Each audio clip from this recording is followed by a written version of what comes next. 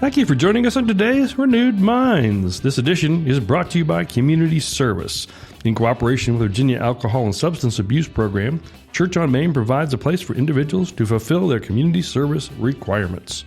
Contact Church on Main at office@churchonmain.church for more details.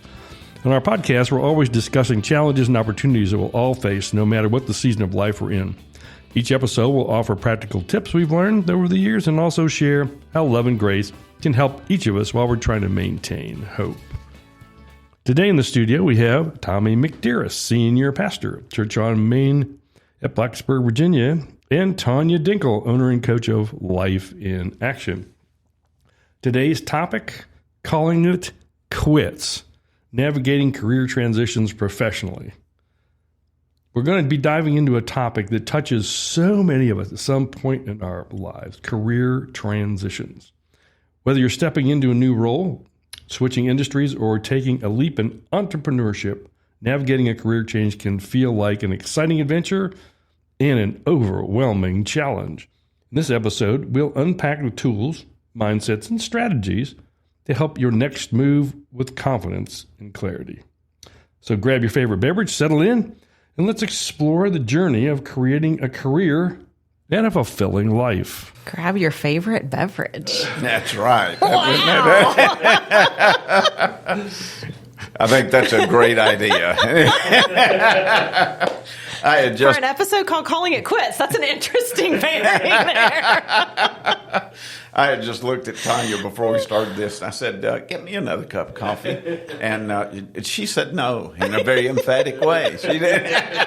Firm, very firm. She let me know. But, it's worthwhile to say I was just kidding. But, But you would have taken it if I'd have gotten up and gotten you. But if she'd got a cup of coffee, I'd have been happy with that. But yeah, absolutely. All right. You ever quit a job? Yeah. Yeah, me too. Yeah. Mm-hmm. Yeah. Sometimes that was just fun and fine, and it went well, and sometimes it was not. I've only had one that actually felt like, and I knew it was gonna feel that way. It was the longest I'd ever been at a job, and I'll just tell you, it was 5 years, and I'd never been at a job that long. I'd changed, I'd gotten bored, I'd made other changes. But I had been there so long and had become part of a family with that team. I knew that was going to be a hard one. So I strategically worked it so that I could still work with them for a while. So I didn't feel like I'd cut off an appendage when I left. But you know, change is not always easy, but it is always good. All right. Absolutely, because you really can't live very well without change going on. You can't. If you don't experience that in some form or fashion, then you're just probably stuck in a rut. Yeah. And I have never found a rut to be a good place to walk. No. And ruts look a lot of different ways, right? It's generally you're feeling drained, you're feeling frustrated. I was actually just talking to someone recently who was looking at making a job change, and I said, okay, what got you here? And I walk in every day and it's like I'm angry. I'm like, well, that's a good sign that you're probably not in the right spot anymore. So let's talk about how that transition can happen. So yeah. I know somebody right now that's experiencing that. They go to work and they're angry. Yeah. And they like some of the people they work with. They just are at the point where they're not thrilled with the job, and they are really not thrilled with the things they've been assigned to do that they were not supposed to be doing when they first went there. Yeah. So full disclosure, I've been doing, of all the years that I've been doing coaching, which is a long time, career coaching is probably what I've been doing the longest, just because professionally it's been connected to occupational hazard of mine for a very long time. And the one thing that I have told people from the very beginning is you need to understand not just what's going on within your four walls. You need to understand what's going on outside of your four walls. And when you understand what's happening and you decide that, oh, that looks kind of good over there, I think I might like to go try that. Don't ever stay where you are because of the people. Because the people will change. The person that you are most connected to, that you like working with the most, is hopefully also looking at what's going on outside of the four walls, and they might find something else that they want to go do. And then suddenly the environment's changed. So don't ever stay in a job that you are not fulfilled by because of the people. It's the wrong reason to stay.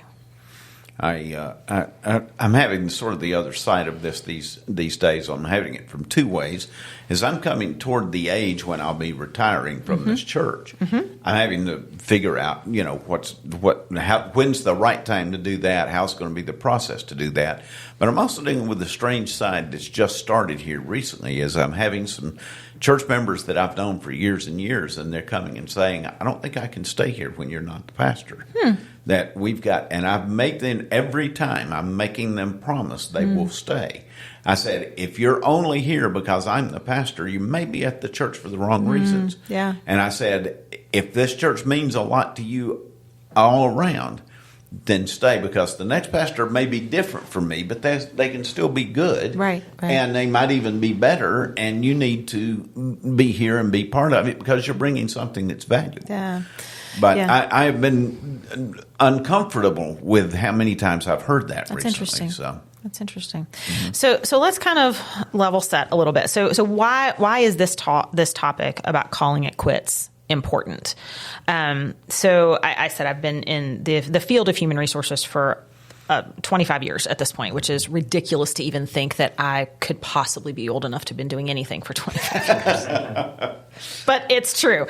So about 15 years ago, we were throwing out a statistic in the industry that said that average person would change jobs 7 times over the course of their entire career, which at the time seemed like a lot if you're coming off of people who had been at the same job for 30 and 40 years, right? We had kind of made that transition. Now that average sits at 12. So they're making more changes more frequently. And if you think about just in the last 4 years with COVID impacting the way that we do work, and you had everybody go virtual, and you've got people coming back, and now you've got people who are wanting to go virtual that couldn't before or were and liked it or any number of things, that number of changes is increasing.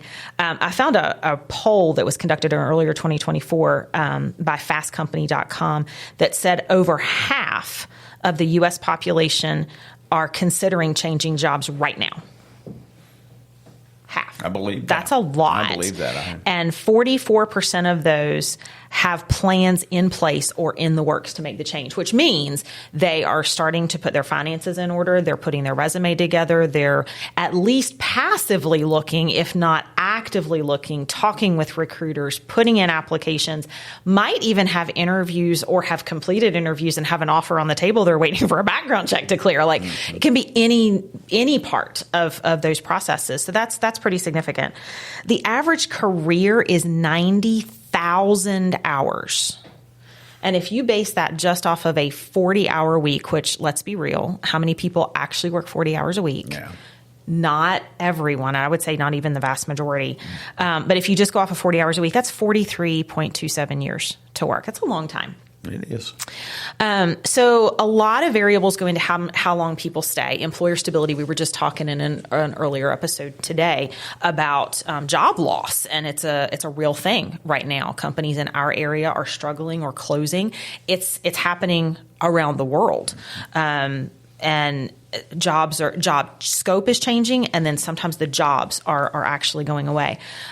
Right sizing activities is what the companies often call it. Revenues have decreased. Headcount has stayed the same. They've got to right size the headcount, which means decreasing the headcount to be able to pay payroll, right? It all comes down to the numbers.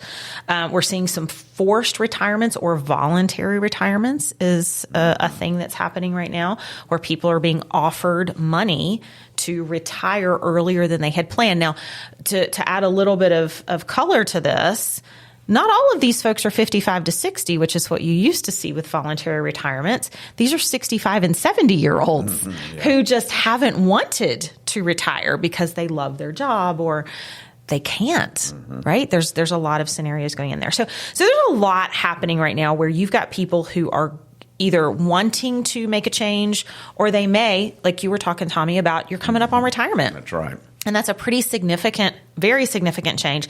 And I'll say specifically for the retirement or truly any job loss, that is not just an impact to the employee, it's an impact to their family. So prior to recording, you were talking about your wife, and she's got some concerns about how you're going to process that change. Well, she's also got her own processing, right? That she's going to be doing. So it is a huge shift. So we've got half of the U.S. population that is looking at making a job change in one way or another.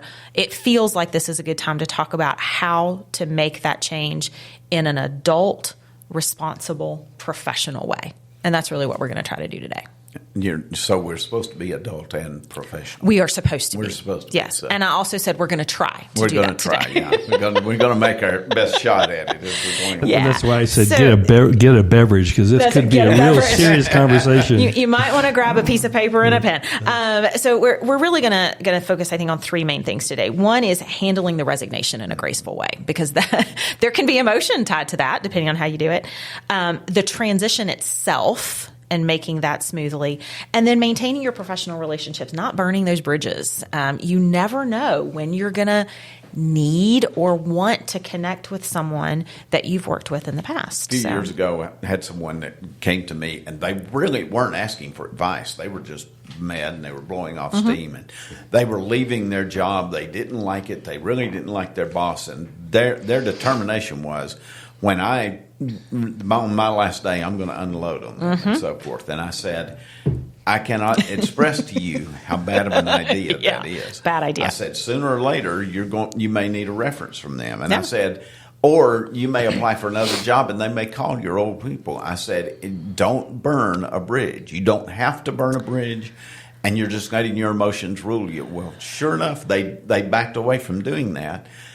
They applied for another job a few years later, and they called the old boss, and the old boss couldn't have given them a better recommendation. Here's what all they did. Yeah. And they actually called me and said, thank you for talking me out of making a hiney out of myself. Well, yeah, and here's another potential scenario that could play out, and I've seen this happen too, where the person because they say that you don't quit the job, you quit your boss, right? In a lot of scenarios, and that's a true statement. The boss that they quit, they went and several years later go to another company. That boss is now at that company. If they'd have said something, right? You got to think ahead of, are you going to need to interact with this person again in the future? Because they may not stay at that company either. Yeah, so, that's absolutely. So why do people change jobs? I think the big one that most people think about is career growth or just new opportunities, right? That's a pretty standard one. You feel like you've hit the ceiling, you've done all that you can do, you've contributed all you can contribute, you're bored at work, not being challenged. That's a pretty normal thing. Or if you're in a situation, it could be a small company, or it could be just the way the culture is set up, where there's just not an opportunity. They're a very lean organization. You don't have an opportunity to grow. I do a lot of counseling and different things, but I'm a police chaplain, and I was talking to an officer not too long ago who is in a small department, and he said, I need to move from here, but he said, it's not because I don't like the chief, it's not because I don't like the people that I work with, and he said, it's not because I don't feel fulfilled in doing it. He said, the problem is I'm never going to be able to move up from here. Right. Because he said, you've got one chief, we've got one captain, we've got one lieutenant, we've got no sergeants. Yep. So he said, I will never be able to grow beyond where I am. I've got to move somewhere else. Yeah. And he's young, so he's foolish not to look at that. Absolutely. Absolutely. Another reason that people leave a job is a toxic work environment. And the word toxic is kind of a buzzword lately. So I wanted to kind of define this a little bit. And when you start talking about work environment and it being toxic, you will generally find a lack of trust within the team. There aren't boundaries around personal time and work time. Could be bullying or harassing types of behavior, which can happen from coworkers. I've even personally had it happen from leadership, which is really sad when you've got that type of situation happening. Or even treating others with contempt, again, can happen from coworkers. It can happen from leadership.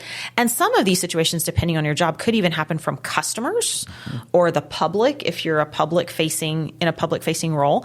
And if you're in a company that doesn't support the employees in stopping that behavior from that customer, that can also be a toxic environment that you would want to get out of. It sounds like a bad thing to say that church environment can be also a toxic environment. It can. But it can. It can. I worked in a church a number of years ago in a different city, and just almost nobody who worked there trusted each other. And the church administrator, I later on found out and took care of the problem, but when everyone would leave at the end of the day, he would go and get paper out of their trash cans and open it up and look at what they had thrown away, because he was trying to get things on them. Oh, wow. And he was trying to see if they were writing things about him.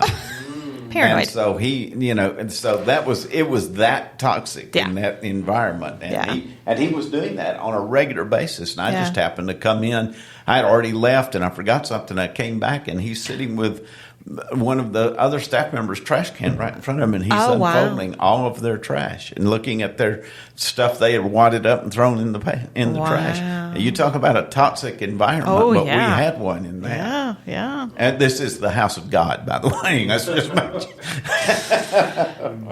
the irony. Yeah, it is. All right. Mm-hmm. Some people also face burnout, or they just want a better work-life balance. I remember I had a job at one time that really there were pieces of the job I really enjoyed, but it was a job that I was on the road quite a bit. And I remember someone telling me, you go to work, you're at work 10 hours a day, you're traveling some of that, you get home, you have dinner, and then you sit down and we're supposed to be watching TV and you pull out the laptop and you're working. And I'm like, that's not healthy. Yeah. That's just not healthy. Mm-hmm. You've got to get away from it. And that type of behavior or that expectation, I heard a company announcement, or it was part of a company announcement recently where people were being recognized for working 16-hour days and coming in on Saturdays. And I'm like, wow, that really speaks to the culture. Could it be seasonal? Sure. Like there are some environments like tax people. Tax season, would you expect to work 16 hours a day and on Saturdays? Sure. Would you expect a tax person to work 16 hours a day and on Saturdays in December? I wouldn't. I would not, no. That's just me. So just some things to think about. Higher salary or better benefits, very common reasons for people to make moves. Pretty routine reasons. Now, here's something that I will tell you. It is possible to get wooed by a little bit of money and think the grass is greener on the other side, and then it turns out not to be. So if you want to try to keep a rational thought process around, the pay increase that you're looking at, if you're talking about $5,000 a year or less, you are not going to feel that. Yeah. You're just not. If you're talking closer to $10,000 or more, you are going to feel that financially. You're going to be able to breathe differently with your budget. But $5,000 or less, you are not going to feel that sort of change within your day-to-day. So just be aware of that. Benefits is a big one, asking lots of questions about what the benefit offerings are, how much they cost, how often do they take benefits out. Like these are things that you need to know so that you understand and can compare. And then relocation, which may not be the relocation of the person that actually is employed at that moment, right? It could be a spouse's relocation. I've had a lot of that over the years where we lost great employees because their spouse finished college or got a transfer or any number of different reasons that they relocated. It's a hard one to argue. That's right. Yeah, it is. Mm-hmm. Yeah. All right. So these are just some common reasons. There are probably dozens of others, but it's really important to self-reflect and look at, are you leaving for the right reasons? So I talked just a minute ago about the grass being greener on the other side. The grass always looks greener on the other side, right. But how often is it? And is it AstroTurf? Is it actually grass? It might not actually be grass. So there is not a list of right, quote unquote, reasons. Right? This is very much a personal decision, a personal or family discussion.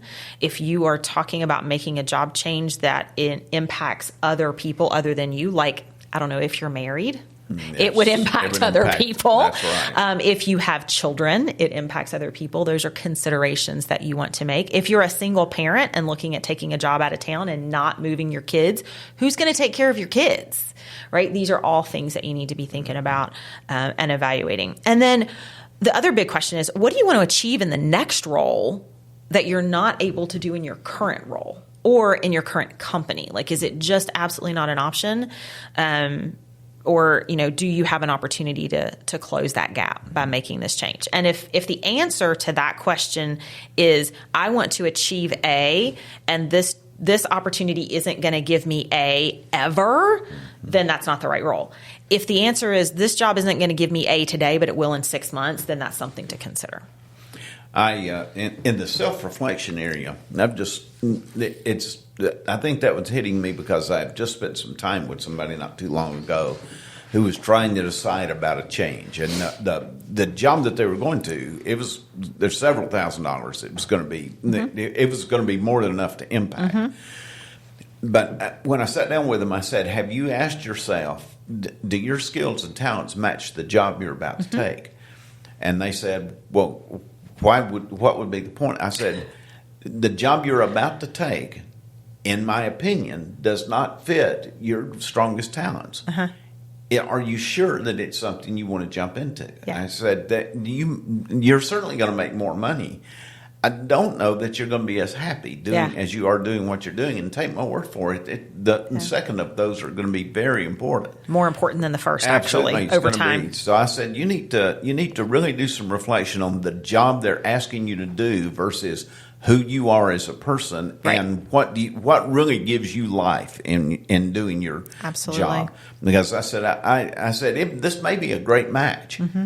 But on the outside, knowing you as well as I do, it doesn't look like it is to me. Yeah. So think this through. Yeah. And I said, and try to do it without dollar signs in your face, because this is a giant race. Yeah, there's no question. Yeah, and that's a legitimate challenge for a lot of folks, especially when you're talking about a big money raise, because it does color everything green, right? Yeah. And that's not how it's always going to look once you get onto the other side. So, great career coaching advice. That's fantastic. Thank you. I'm trying my best. So, I mean, we could do a whole episode, which we don't have a plan to do today, but we could do a whole episode on job search. Absolutely. So, I'll just really quickly give a couple of things. Definitely focus on your passions. What do you enjoy doing, the type of work that you enjoy doing, and look for that. There are some tips and tricks that you can use to figure out if a job is going to give you that or not. Culture is another big one that you need to be thinking about, and interviewing the company for the culture that you're going into. There is a job aid on my website at lifeinactioncoaching.com/members. You can join for free. Go get the job aid, and it talks about actually going through the job search. There is another, it's actually called a Coach's Corner. There's another Coach's Corner document that talks about writing your resume for that too. So feel free to go out and grab those. And if you need additional help, schedule some time. I'm happy to chat with folks. And Tommy, clearly you are happy to chat with folks about career stuff too. I will chat to folks with just about anything. Just about anything you will. About. Absolutely.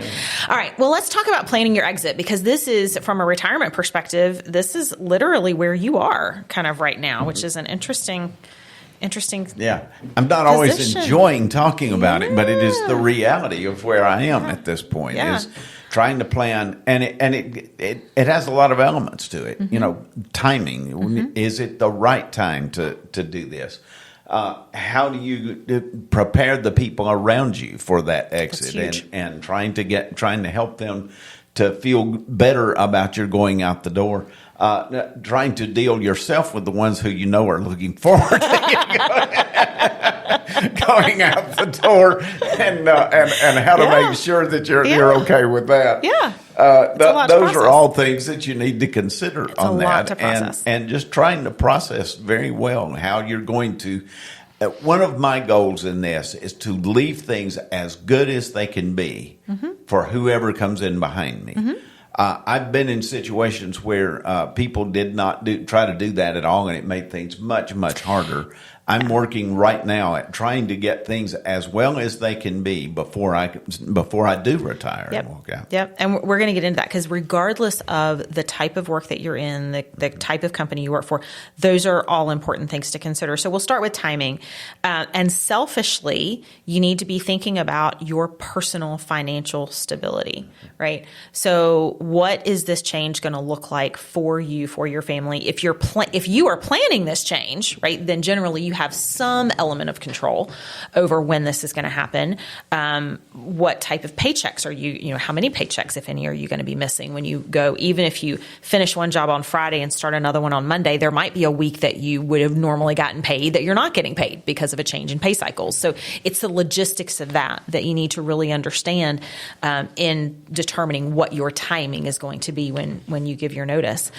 Impact to insurance. Not all companies have insurance that starts on day one, and there is no law that requires it to start on day one, which I'm learning recently is a gap in just insight from people. Yeah. People actually think that there's a law that companies have to provide insurance on day one, and they do not. They do not. So, in fact, what I'm seeing in the consulting world is that companies are going back a little bit, probably 15-ish or so years ago, where you had anywhere from a 30 to a 90-day waiting period before your insurance would kick in. And it could be the first of the month following that 30, 60, or 90 days, right? So be thinking about what does that gap look like. Now, the good news is, as opposed to then when that happened, and then you had all these pre-existing condition clause, those don't exist anymore.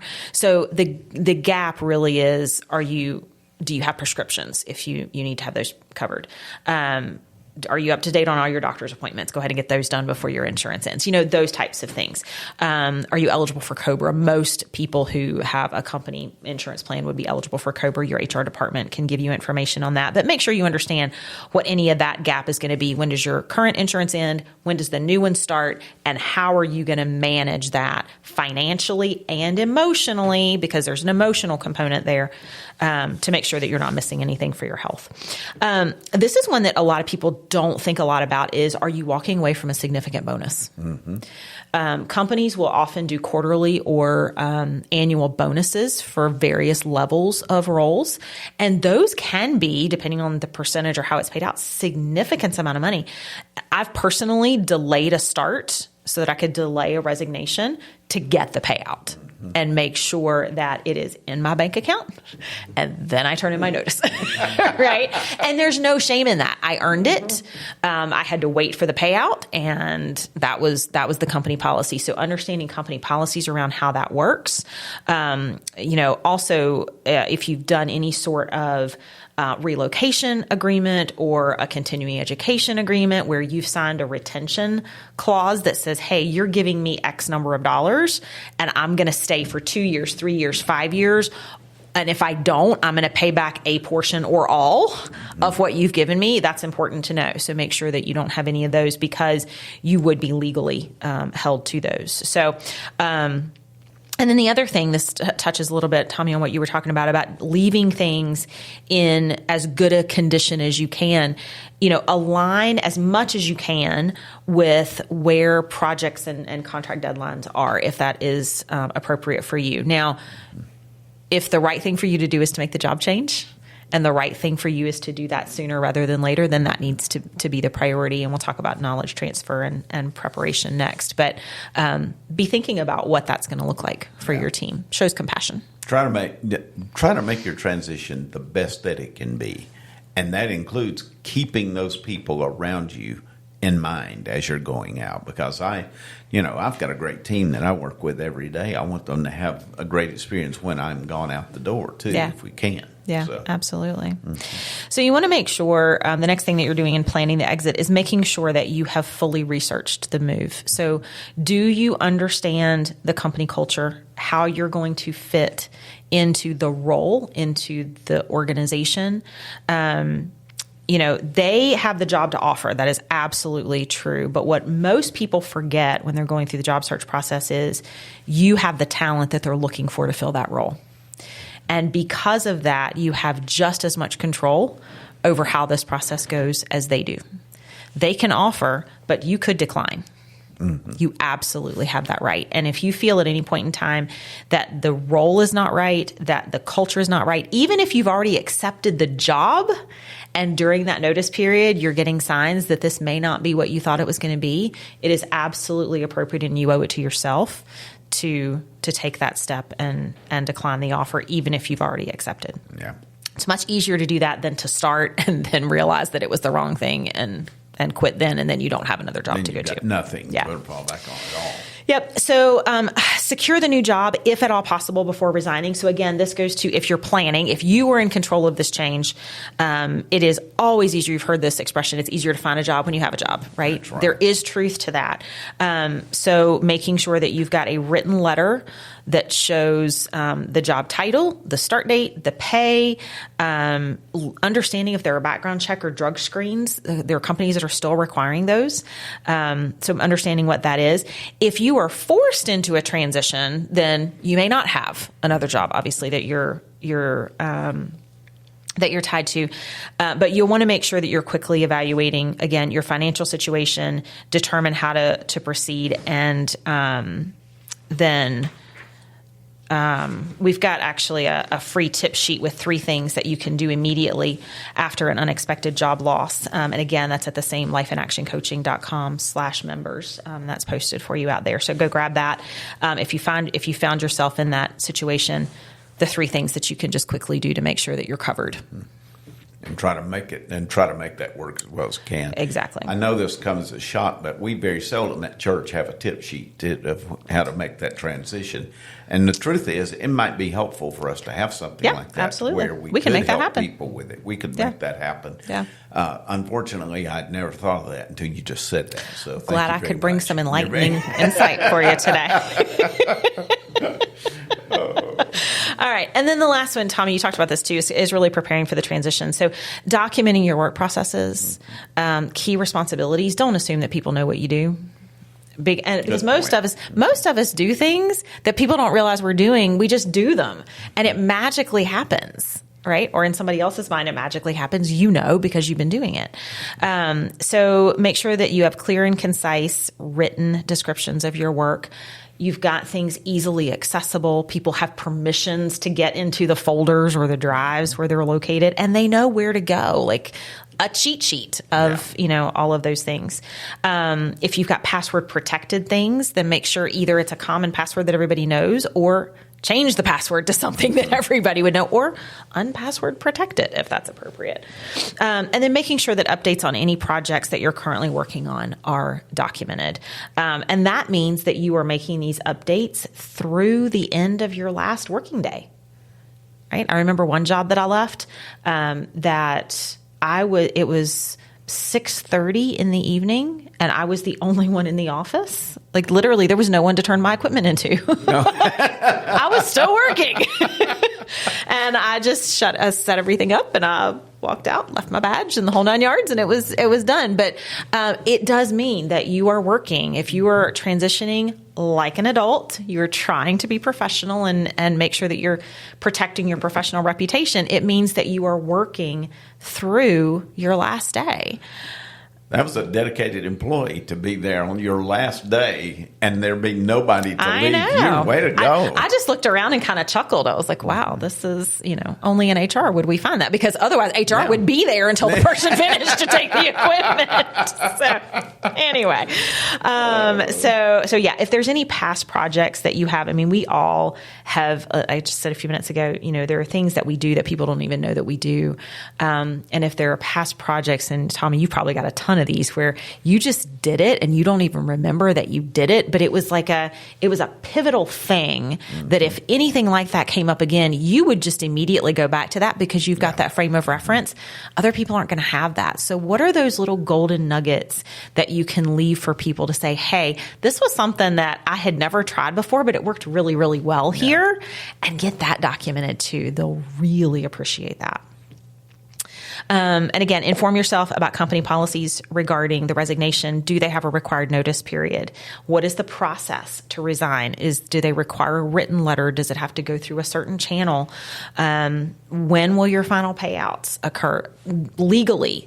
in every state, in every location in the U.S., companies are required to pay you for all hours worked.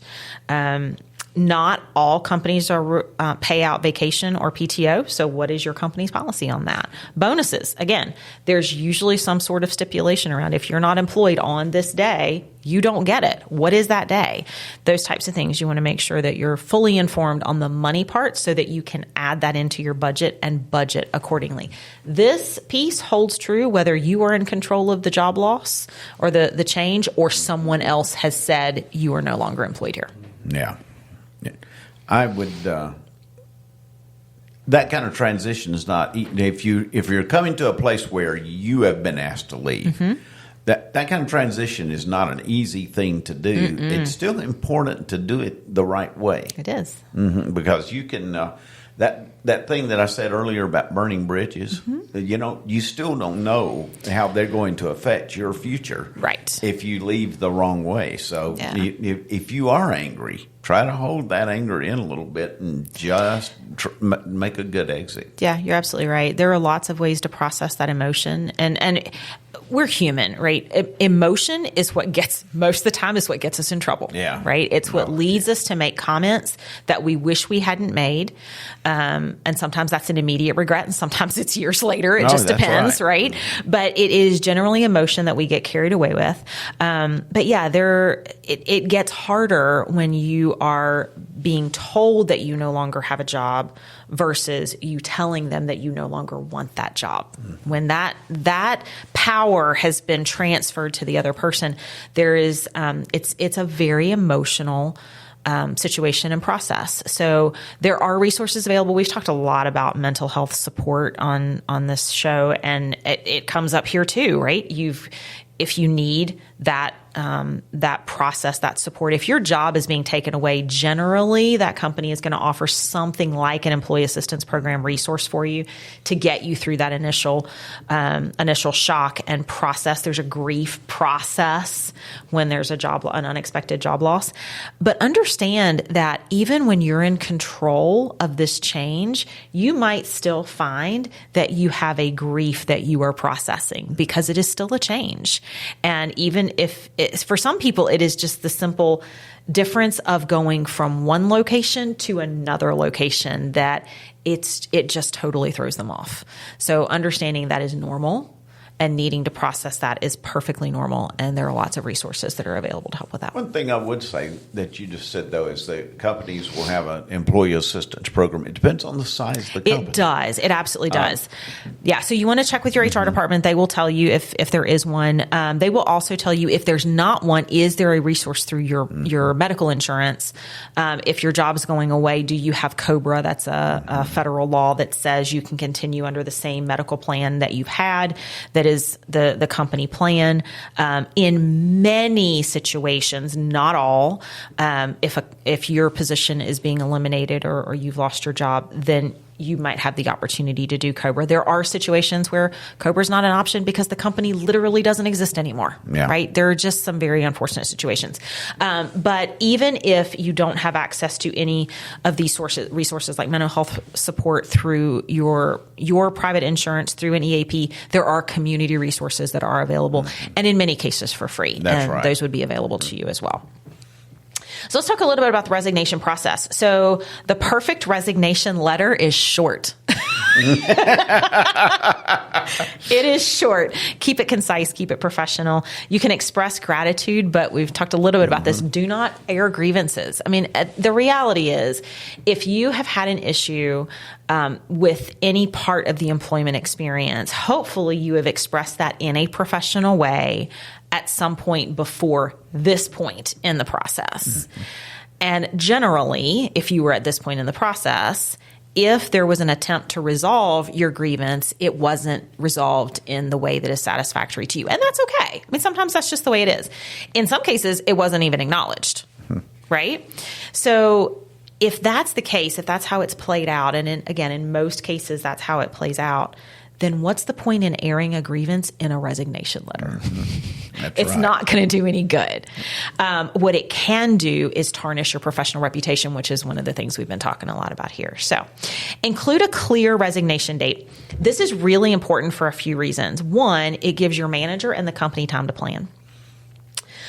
This gives them the opportunity to reassign work, maybe hire additional people if they need to do that, and make sure that the knowledge transfer activities are actually occurring. It also helps you hold them accountable to make sure that the knowledge transfer activities are happening. I've been 1 or 2 roles that I've resigned from that I had to keep checking with my manager. Who's taking my stuff? Who's taking these things? I need to know who to transition to. I need to introduce to clients. Like, tell me how this is happening. I don't know yet. But if you have a date, then you can say you only have X number of days left. Yeah. And then you've got to do this. Then you're going to have to do it, right? Or that's right. Or, right. I'm offering to help. Right, exactly. And I'm going to do all that I can, but if you don't do it by this date, I'm still walking out the door. So. Exactly. Another thing that it does is it holds you to a date. And this is going to sound funny for some people, because for those people that have happily left jobs that they are just so excited about the new one, Steve's over here really just chuckling. Some people have a hard time imagining that it would be hard to leave a job. But sometimes, even in the best of circumstances, it's hard to leave a job. Like I shared at the very beginning that I left a job that I really enjoyed. There wasn't growth there for me. It was time to leave, but I hated to leave.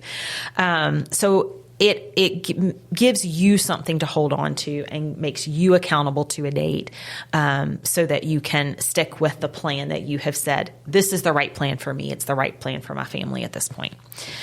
It can also be used in calculating a payout in what they call in lieu of time worked. So in some situations you'll find, and this is very common in sales roles, but it's also common in some companies by practice.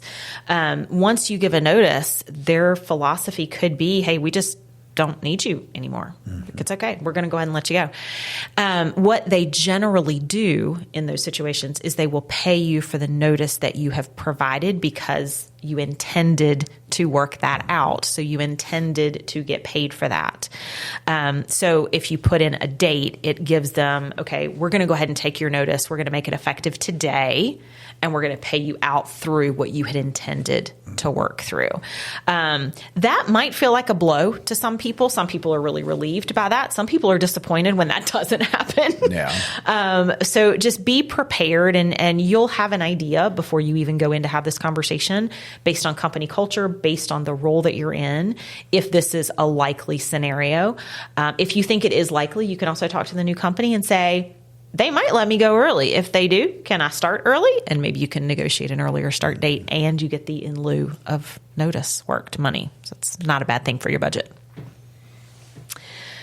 So how long should you give? What are your thoughts on this, Tommy? Do you have I've given about 10 years.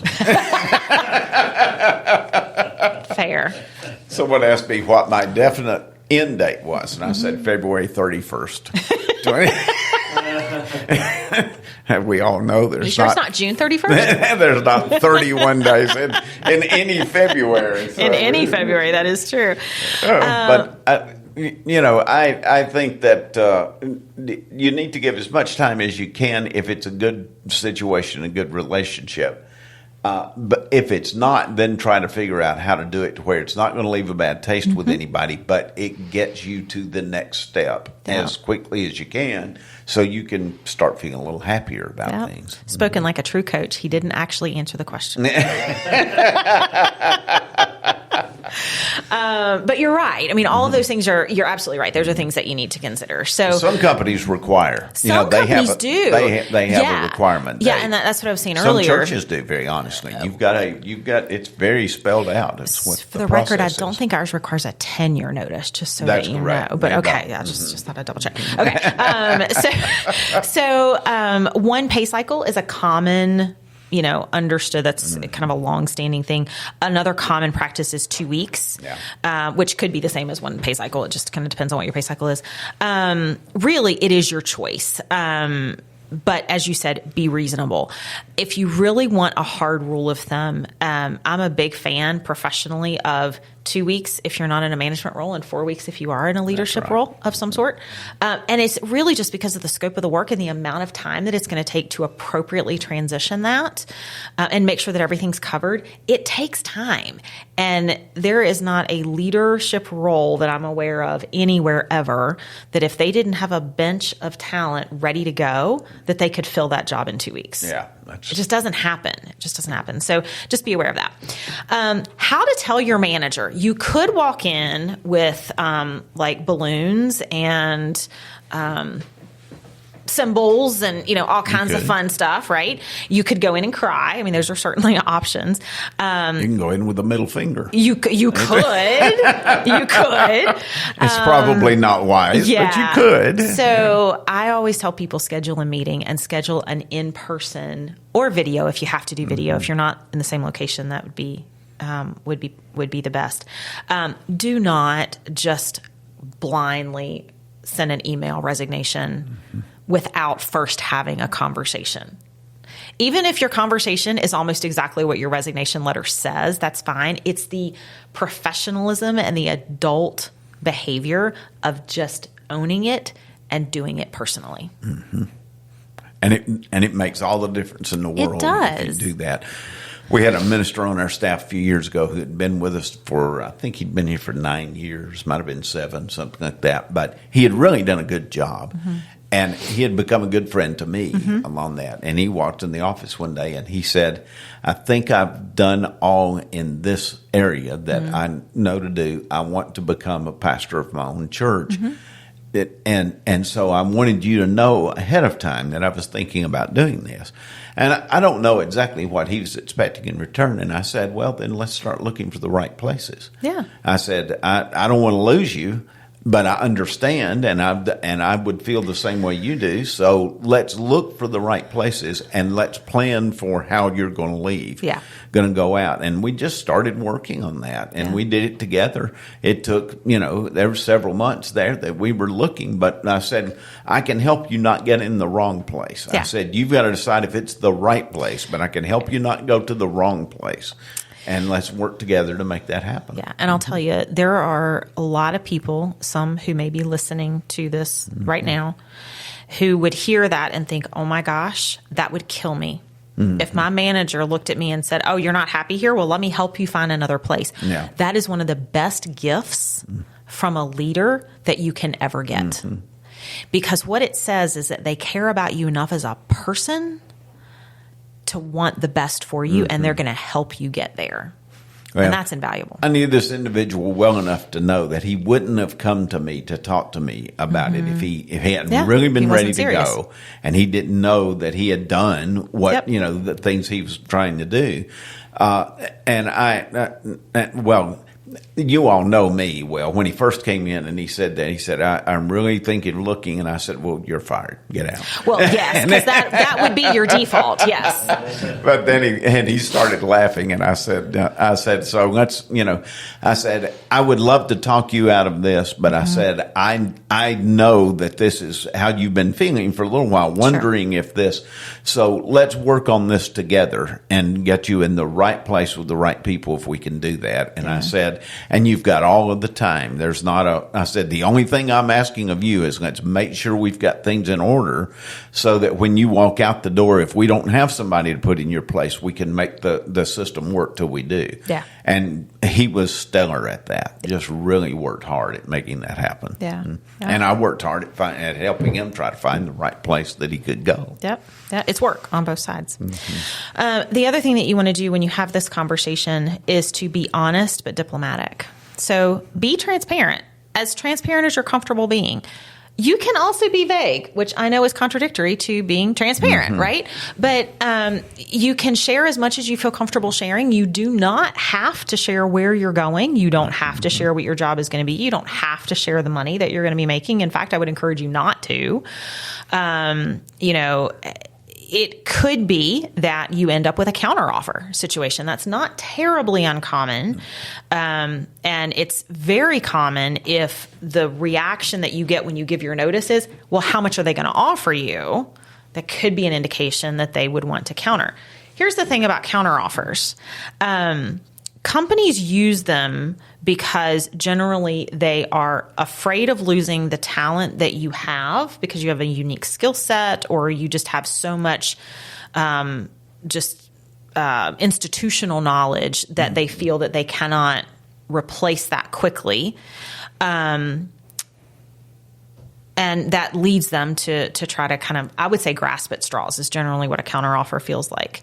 The people that accept counteroffers, 80% of them will leave that same company that they accepted a counteroffer from within 6 months. Mm-hmm. Because the reason that they were looking for the other opportunity to begin with was not the money. Yeah. It was something else. And even though they got more money, the something else was still happening, and they were still frustrated. They were still burnt out. They were still not challenged. They were still not growing. All of the things were still there. So you can be part of the 80%, accept the counter, and still leave in 6 months. And by the way, most of your HR teams know this, and they're telling managers this before they offer a counter. This person's probably going to leave anyway, right? Or you can be part of the 20% and say, it's really not about that. This is about something else. And then you choose how candid you want to be. And in the employee's case, be careful how often you move. Because that glad you said that. Yeah. Yes. Yeah. There's this thing called job hopping that people do, right? So as a recruiter, it's so funny. I still go in and make notes on Post-it notes because I don't write on resumes, but on Post-it notes of how long they've been in each job. Anything less than a year can be a red flag. And if you've got multiples that are less than a year, that's a huge problem. So if you're going to make a change, you need to commit, at least in your head, to be at a job for at least a year. If we're looking for a staff member at the church and we start looking at somebody's resume and they've been in 4 churches in 6 years, I want to know why this has happened and where they've been there. Yep. I had a pastor one time who was just terrible, and he wasn't my pastor. He was just pastor of the church, and I started talking to him about what things he could think about. He said, and I was younger then than I am now. And he said, "Young man, I have been pastoring churches for 20 years." And I said, "No, you've pastored. You've got 2 years experience 10 times." I said, "You've never pastored a church, but 2 years. You don't have more experience than that." Yeah. And it really was very good for the conversation. I'm sure that was received very well. It was received extraordinarily well, but it was still true. It was just the fact of life. Sometimes the truth does hurt. And, the reality is the paper resume that you submit does tell a story. Now, you can control the story that tells, and you actually want to make sure that you are putting your best putting your experience in the best possible light, but you want to be honest about it too. Honest about why you made changes. If you've been at the same company for 7 years, but you've had 6 different jobs in 7 years, okay, that's not necessarily a bad thing. Tell me about why. What led to the transitions, right? There are what companies would consider reasonable reasons, like they're just a high potential, high performer, and they're just really going and growing really quickly. We do see that, and we see it fairly often. But there can be other things, like I couldn't get along with any supervisor that I worked with in any department. That's a red flag. And we appreciate the honesty when they tell that. But those are just things to think through. So just when you think about leaving gracefully, so there's a couple of other things here. So serve your notice period. You've given them, we'll say 2 weeks. That's a standard thing right now. You've given them 2 weeks notice, work the 2 weeks. Don't adopt the short timer mentality or just stop doing work. Oh, that's not my responsibility anymore. Somebody else is going to have to start doing that as of whatever date. Go figure it out. That's not leaving gracefully. That's not being an adult. That's not being a professional. And you will be remembered for that behavior, and it will not be in a favorable light. You also don't want to take on large projects that you're not going to be able to get completed before you leave. And I've been in that situation where it's like, oh, well, Tanya, you can do this. I can't knock it out before my last day, and I'm not changing my last day because I've committed to that. Right? So it's okay to be firm. And then help train your replacement or hand over responsibilities as much as you can, if you know who that's going to be, or the transition person. Again, your documentation, having all of that clearly outlined and easy to find, helps with that. An exit interview, not all companies do them, but many do, and increasingly more do. If you're going to participate in an exit interview, share constructive feedback if you think the company culture supports it. And avoid being overly negative or, again, burning bridges. It's like I said earlier, like if you've had grievances or concerns or frustrations that haven't been addressed to this point, now is not the time to just totally try to hash those out. If you want to mention that, there were unresolved issues with leadership or, lack of career growth that just really became a burnout situation, I think those are appropriate comments. But, other things you have to kind of figure out where you're going to Tanya represent. Comes from a more secular world that she works in, where I come from the Christian world, but there's some true overlaps here, and especially in what she's saying right now. I know a minister who had served a church for about 8 years. He was well liked. He had done a very good job. And when he got up to preach his final sermon there, the final sermon was, here's what's wrong with all of you and what's wrong with this church, and here's all of the problems, and these are some of the reasons why I think it's important that I leave. Well, you can imagine how happy they were to, happy he was leaving, probably. It suddenly became, went from tears from people to, what did we do wrong? What did Running we him do out to with him? pitchforks. Yeah. So I'm telling that story to say, do be careful in that exit interview. Yeah. That wasn't an exit interview, but it was an exit, and no one ever forgot it. Yeah. So I've seen similar things happen with just the general saying goodbyes, which is the next thing I wanted to touch on. Sending out. I jumped the gun on you. That's okay. That's okay. You got your own agenda. It's fine. I'm gonna tie it in anyway because I'm a professional. So. There's a comment there that we won't go into, folks. Sending a personalized farewell is appropriate if that's what you feel led to do. And again, as Tommy said, in some venues that might be a sermon, or it could be a closing meeting. It could literally be an email. Again, keep it brief, kind of like the resignation. Keep it brief. There is no reason to mention anything negative in that farewell. It does absolutely no good to anyone, especially you. Wish your colleagues the best. And if you like, you can include personal contact information so they can stay in touch. The people that want to will, and those that don't make it a priority, that's okay. That just means you don't have to make it a priority either. So yeah, keep it brief, professional, emotionless, and don't tell everybody what they did wrong. And be very careful. If you leave a bitter person, your chances are pretty good you're going to take bitter with you. Oh, yes. And it's going to color what you're doing. Even if you're going to a job that you're looking forward to, that bitterness is still going to be there, and you may not recognize how often that's going to come out in other things. Yeah, it reminds me of a conversation I was just having with a friend earlier this week, and different context. She is from this general area. We actually went to high school together, and she had moved to New York City for 2 years, and she had said that she had always heard everybody should move to New York City. I don't personally agree with that. I love New York City. I don't think I'd want to live there, but I love going to New York City. But she said she wanted to go. She wanted to live there for 2 years, and she had always heard, go, stay for 2 years, but don't stay longer than 2 years. Because if you do, you're really going to get hard. You're going to develop and adopt the hard that's there, meaning just the personality, that hard outer shell, right? And she said, it didn't take 2 years. It didn't for her. And she said, and interestingly, she brought more of it back than she thought she would have. So it took longer for that to get out of her system. So same kind of thing, right? When you are in an environment, you do pick up and take with you what is there. So let's talk about starting fresh in the new role. First impressions do matter. You want to make sure that you're building rapport with your new team. Whether you're a leader or you are a peer, there are great ways to do that. The First 90 Days is a fantastic book, especially if you're moving into a leadership role.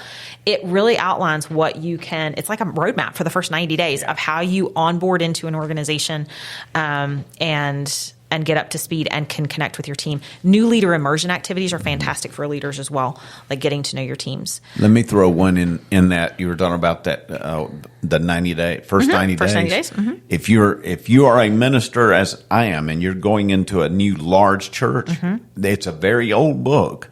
But get Lyle Shower's book, The Senior Minister. Okay. It also has it will outline the first 6 months that you're there and things that you can do that will leave that very good impression to start with, and it sets a roadmap for the rest of your ministry. Yep. So those two things depends on which you're not going to go wrong with either one of those. Yeah, I would agree. Yeah. So then you take those resources and you pair them with what you already know about you. So how have you quickly gotten up to speed when you've taken on new roles in the past? Do you need to tweak anything based on the environment that you're going into? Is it a new environment? Is it a dysfunctional team that you're going in to fix? There's any number of different scenarios. And then lean on your new colleagues and let them know you're going to lean on them. They like that. Mm-hmm. They actually like knowing that you need them, that you recognize that they have an institutional knowledge that you don't, and you want to capitalize on that and make sure that it also gives you a chance to get to know them in some unique ways too. So when I came to this church, I had a youth minister here who was very nervous about me, coming. Well, not a youth minister; it was a different minister, and was very nervous about me coming here. And they came to me one day and they said, "I want to show you some things that I want to do, and let you sign off on them." And I said, "I'm not paid to do your job for you." And I said, I am happy to coach you. I will help you any way that you want to, but you don't have to come to me and get approval of these things. I said, as long as you're not beating your children or, in our program or anything like that, go do your job. If the church didn't trust you, you wouldn't be here. Yeah. And it was like I had set them just free all of a sudden. And I said, I will help you with anything you need to, but what you're asking me to do is pre-approve things you want done, and I don't need to do that. Yeah. You're the minister of that area. Go do the job. Yep. So when you start into a new role, understanding what the needs are, kind of like it sounds like he was probably doing, and then setting out a plan, set goals for what you hope to achieve in that new position. It's important to have goals, reasonable goals, small measurable goals. Yeah, the lovely SMART acronym, specific, measurable, actionable, relative, and time bound. And then celebrate. That's the part that most people forget, is stop every now and then and celebrate what you've accomplished, because you've just made a massive change and you've taken on something different. And again, like I said before, change is not always bad. But it is almost always hard, but it is also almost always worth it. So take the time to celebrate. So it sounds good. That's how you can call it quits professionally. Yeah, and you can, and don't forget, you can call it quits unprofessionally. You can, and it will cost you dearly if you do. So try not to do that, because too many people make that mistake. Yeah. And it really does. It does weigh on them. But if you do it the right way, it also will follow you for years to come if you try to handle that well. So, and it'll make you a happier person in the long run. Yeah, and other people are watching and learning from you as you do this too. Yeah. So make no mistake about that. They certainly are. Well, hopefully you've gotten a little something out of this for your retirement. I may have gotten a couple of things, one or two. I'll take that. I got the hint that you are wanting a definite date. It helps, but we're only 10 years out, right? Well, I was going to say, I gave you a pretty good one. So, a good one, though. All right. Well, I think that's it for today. We thank you for investing your time in our messages, and we are, as always, so grateful for you. If you found today's episode to be helpful, please like and subscribe to the podcast and share it with others. And if you'd like to join in the conversation, we would love to hear from you. Share your job transition questions or stories with us, and we will incorporate them into future episodes. So email us at renewedminds@churchonmain.church. And don't forget to get the free resources on 3 immediate things to do when unexpected job loss happens by going to lifeinactioncoaching.com/members. And until next time, we hope you make it a great day and approach every day with a renewed mind. Take care. Hopefully this brings a renewed perspective to the challenges and opportunities you're facing today. What steps are you going to be taking to show love and grace to everyone? If you have any questions or comments about our podcast, please send an email to Renewed Minds at churchonmain.church. Thanks for taking time out of your day to join us. Listen next week for the next Renewed Minds.